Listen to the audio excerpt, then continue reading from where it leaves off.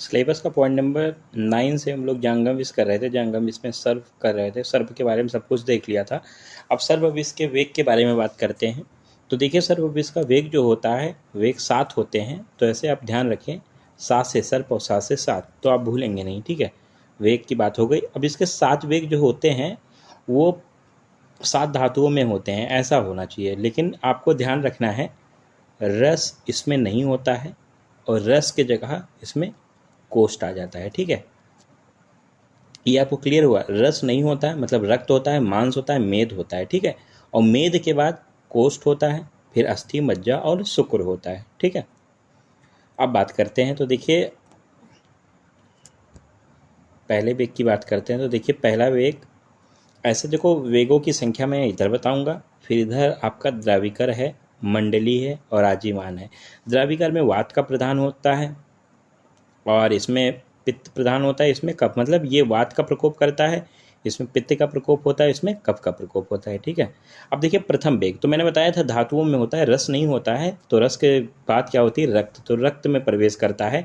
तो रक्त में जब प्रवेश करेगा तो इसमें रक्त से रिलेटेड बात करेंगे अकॉर्डिंग टू दोष, मतलब वातज होगा तो वातज से रिलेटेड, पित्तज होगा तो पित्त से रिलेटेड, कफज होगा तो कफज से रिलेटेड लिखेंगे। जैसे रक्त में प्रवेश किया तो रक्त को दूषित किया, तो रक्त जब दूषित हुआ तो वातज में काला कलर का हो जाएगा, पित्तज में पीला हो जाएगा, कफज में श्वेत पीत वर्ण का हो जाता है। और इसमें जब वातज में है तो देखो मुख, नेत्र, नख, त्वचा ये सब क्या हो जाएगी? वात के कारण कालिमा हो जाता है, काला काला हो जाता है और शरीर पर चींटियाँ काटने या चलने जैसी प्रतीति होती है, ठीक है।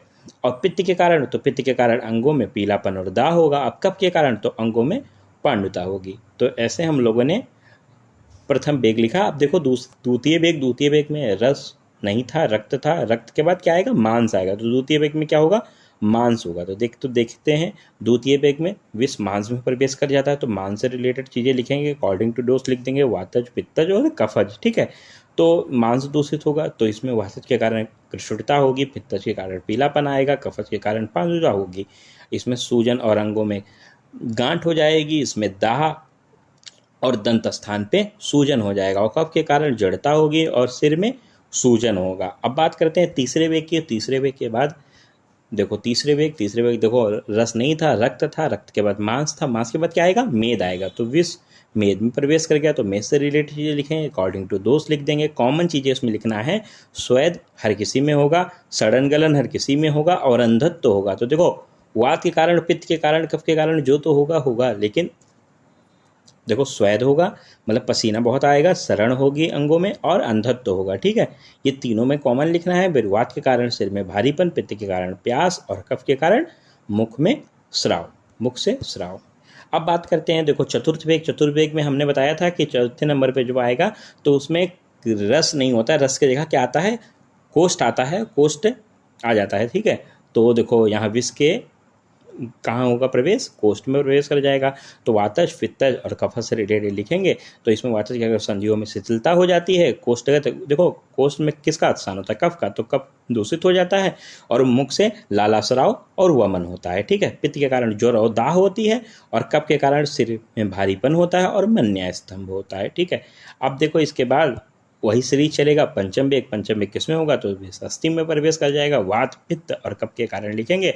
वात पर्व और संधियों में शिथिलता होगी, दाह और इक्का होगा, सभी अंगों में दाह होगा और कफ के कारण वाणी का अवरोध हो जाएगा और शीत ज्वर होगा, ठीक है।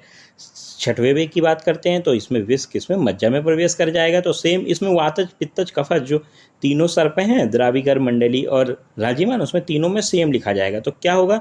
तो एक स्टोरी फॉर्म में मैं बता देता हूँ। स्टोरी अगर आप ध्यान रखेंगे तो सब में लिख पाएंगे। जैसे मजे में अत्यधिक ग्रहण कर लिया, मज़ा आ रहा था खाने में तो बहुत ज़्यादा खा लिया, तो शरीर में क्या हो गया? भारीपन हो गया। अब शरीर में भारीपन हो गया और साथ में बहुत ज़्यादा खाया तो भोजन का पाक नहीं हो पाया। अब भोजन का पाक जब नहीं हुआ तो हृदय में पीड़ा हुई, और हृदय में पीड़ा हुई साथ में मूर्छा और अतिसार हुआ। तो देखो मजे से मज्जा हो गया, तो आपको क्लियर हो गया। छठवां वेग किसमें होगा? मज्जा में प्रवेश करेगा विष। और अत्यधिक ग्रहण किया मतलब ग्रहणी दूषित हो गई अत्यधिक ग्रहण से, ठीक है। अत्यधिक से अत्यधिक ग्रहण से ग्रहणी दूषित हो गई, शरीर में भारीपन हो गया तो भोजन का पाक नहीं हुआ, तो अविपाक हो गया। और जब पाक नहीं हुआ तो हृदय में पीड़ा हुई और उससे मूर्छा और अतिसार हुआ। तो ये आप तीनों में लिखेंगे, तीनों सर्प में, द्राविकर में भी लिखेंगे, मंडली में भी लिखेंगे और आजीवन में लिखेंगे, ठीक है।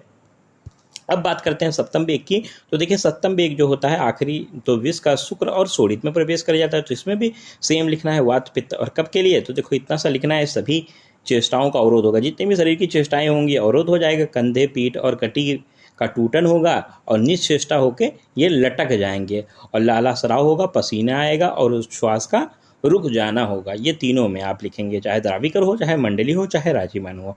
तो हम लोग सर्प के विस्क कंप्लीट कर लिए, ठीक है, वेग कंप्लीट कर लिए सर्व। तो कितने होते हैं? 7 से 7, 7 से 7 वेग होते हैं। और मैंने लिखने का तरीका बता दिया आपको, ट्रिक बता दिया। ऐसे करके आप लिखेंगे तो आप इजीली एग्जाम में लिख पाएंगे।